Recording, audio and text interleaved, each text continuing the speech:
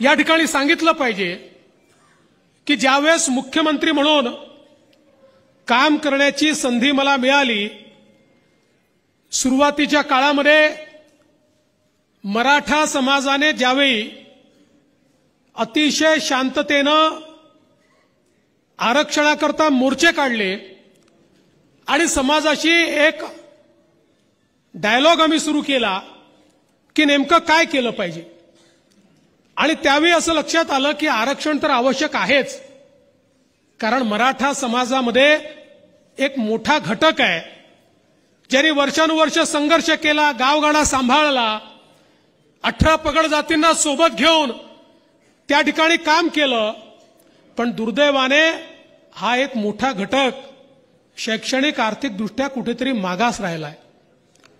आणि मग या समाजाला पुढे नेलं पाहिजे, राज्यकर्ते म्हणून सर्वांची जबाबदारी आहे, आणि म्हणून त्या निमित्ताने आरक्षणाचा विचार तर आम्ही सुरू केलाच, पण त्याच वेळी लक्षात आलं आरक्षण हा सगळ्यात महत्वाचा टप्पा आहेच, पण समाजामध्ये परिवर्तन करायचं असेल तर आरक्षणासोबत अजून अनेक गोष्टी कराव्या लागतील.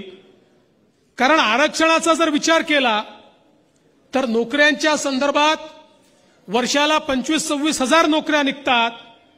10% आरक्षण, 15% आरक्षण म्हटलं तरी 2600-3000 नोकऱ्या, याने एवढ्या मोठ्या समाजाचं आमूलचूल परिवर्तन नाही होऊ शकत.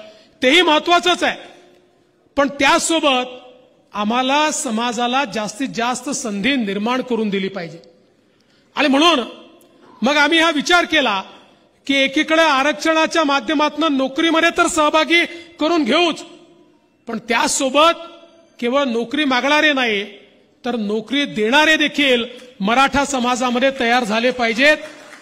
आणि मग स्वर्गीय अण्णासाहेब पाटील आर्थिक विकास महामंडळाची पुनर्रचना आम्ही केली, आणि ही पुनर्रचना केल्यानंतर या माध्यमातून उद्योग करण्याकरता आपल्याला त्या ठिकाणी कर्ज देता आलं पाहिजे, ज्याचा उल्लेख नरेंद्रजींनी केला. असं लक्षात आलं अनेक महामंडळांनी कर्ज दिली, कोणी ती कुठे वापरली माहिती नाही.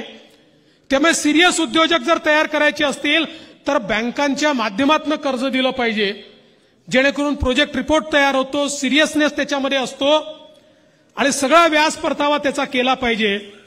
आज या ठिकाणी मला सांगताना आनंद वाटतो 8,500 कोटी रुपये. म्हणजे मला आठवतं की त्या काळामध्ये मागणी व्हायची की 1,000 कोटी रुपये महामंडळाला द्या, 2,000 कोटी रुपये महामंडळाला द्या. 1,000-2,000 कोटी नाही, 8,500 कोटी रुपयाची कर्ज महामंडळाच्या माध्यमातून आज मराठा तरुणांना त्या ठिकाणी मिळाली, आणि याचं संपूर्ण व्याज महामंडळ भरताय. 825 कोटीचं व्याज आतापर्यंत भरलाय, आणि भविष्यात देखील हे महामंडळ व्याज भरत राहणार आहे.